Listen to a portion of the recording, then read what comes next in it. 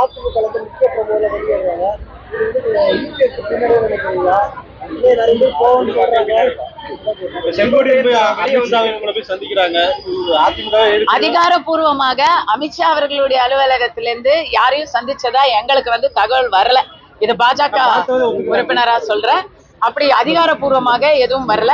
செங்கோட்டையன் அவர்கள் சொல்றாருங்க, அவர் வந்து யார சந்திச்சாரு அப்படிங்கறத வந்து அவர் சொல்லக்கூடாது. சந்தித்தவர்கள் என்ன, அதுக்கு அடுத்த முன்னேற்றம் என்னன்னு அவர் சொல்லணும். சில விஷயங்கள் மட்டும் நான் சொல்ல விரும்புறேன். ஏன்னா செங்கோட்டையன் போன்ற மிகப்பெரிய அனுபவசாலி பழுத்த அரசியல்வாதிகளுக்கு என்னால எதுவும் கருத்து சொல்ற அளவுக்கு நான் வந்து பெரியவ கிடையாது. இருந்தாலும் உதயகுமார் அவர்கள் ஏற்கனவே அவருடைய வீட்டுல ஒரு துக்க காரியம் நடந்திருக்குது.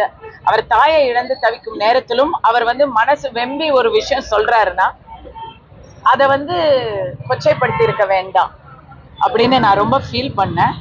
எனக்கு நான் இது வரைக்கும் கிளிப்பிள்ளைக்கு சொல்ற மாதிரி சொன்னதுதான், தீய திமுக அரசை முதல்ல அப்புறப்படுத்தலாம், அதுக்கப்புறம் எல்லாருமே வந்து கொள்கை ரீதியான மற்ற விஷயங்களை பார்க்கலாம். ஏங்க இந்தியா கூட்டணின்னு வச்சு கம்யூனிஸ்டும் காங்கிரஸும் மம்தா பானர்ஜியும் ஆம் ஆத்மியும் ஒரே இடத்துல இருக்கிறாங்க. அப்படி இருக்கும் பொழுது எதிரெதிரா போட்டி போட்டுட்டு இருக்காங்க கேரளால. அதே இடத்துல வந்து அசம்பிளி பார்லிமெண்ட் ரெண்டும் நடக்குது. இடைத்தேர்தல்ல தனித்தனியா இருக்காங்க, அசம்பிளிக்கு சேர்ந்து இருக்கிறாங்க. வாக்காளர்களுக்கு எல்லாம் குழப்பமா இருக்கு. அப்படி இருக்கும் பொழுது ஒற்றுமையான அதிமுகவுக்கு ஒரு ஆதரவு என்கிட்ட இருந்து வருது. ஒற்றுமை இருந்தால் அனைவருக்கும் நலம். ஒற்றுமை வாழ்வதாலே உண்டு நன்மையே, வேற்றுமையை வளர்ப்பதனாலே விளையும் தீமையே அப்படின்னு தான் நானும் நினைக்கிறேன். எல்லாரும் சேர்ந்த ஒற்றுமையை சொல்றீங்களா, செங்கோட்டையன் எடப்பாடி மட்டும் சேர்ந்த ஒற்றுமையை சொல்றீங்களா? என்டிஏ கூட்டணியில அதிமுக கூட்டணியை பத்தி பேச எனக்கு எந்த கருத்தும் இல்லை.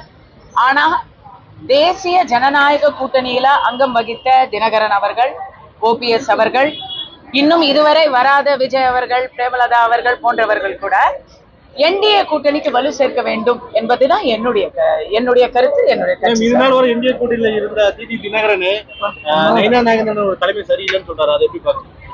இல்ல, அது வந்து அவர் அவசரப்பட்டு ஏதோ ஒரு